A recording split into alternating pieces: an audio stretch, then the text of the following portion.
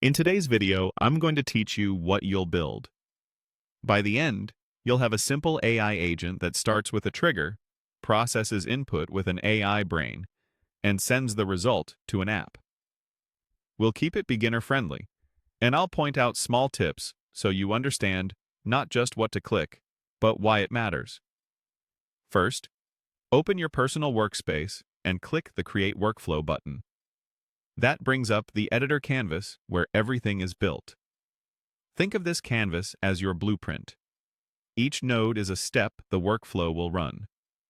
On the right panel, look for the section labeled What Triggers This Workflow.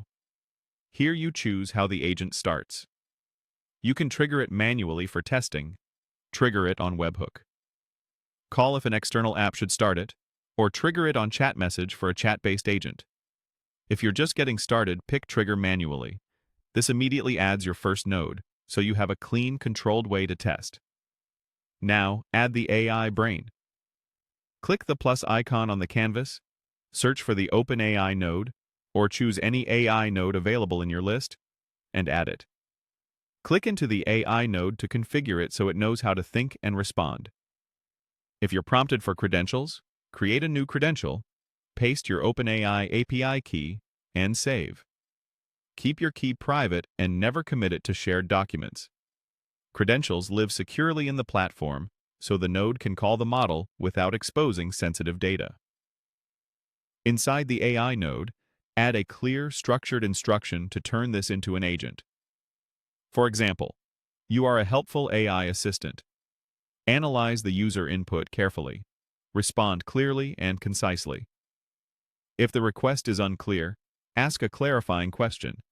This prompt gives the model guardrails so your outputs are consistent and useful. Optionally, add an action node to deliver results.